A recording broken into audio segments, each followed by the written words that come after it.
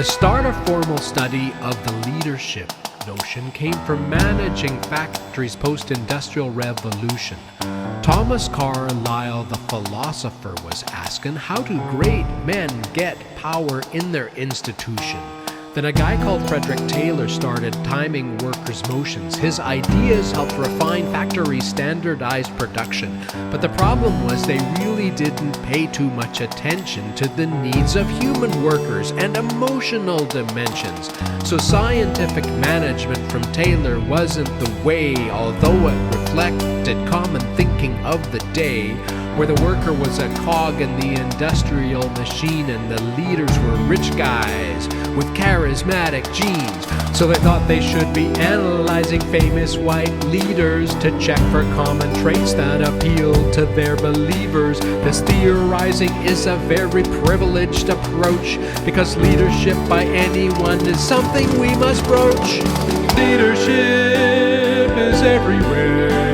It's not a costume or a role to wear. You can do it, but it needs direction from feedback and your self-reflection. In the 50s, we thought we might really have a winner studying leadership behavior with our old friend B.F. Skinner. But you can't program behavior in a leadership profile, so Blake and Mouton charted a whole bunch of different styles. Style is such a flaky word, you need to use it on your hair, but just like Jello or mousse, you use it wrong, you'll really get a stare. So Hershey and Blanchard said you really need to be aware of situation with your folks so you can use a style that's fair. James McGregor Burns then made a really crucial observation. Transactional leaders use too much external motivation. Leading shared identity and values in organizations means transformational is the word for leaders' true vocations. Leadership is everywhere. It's not a costume or a role to wear.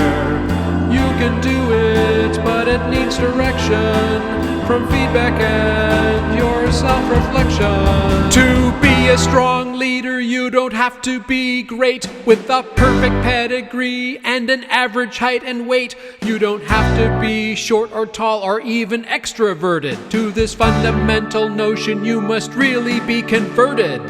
Look at yourself with a critical approach, reflecting in the moment before and after you have coached. You need to always build your communication skills so you listen with empathy and not just express your will. You also need to study research that gives you some evidence that leadership theories such as these have current relevance. Distributed, authentic, servant, transformational.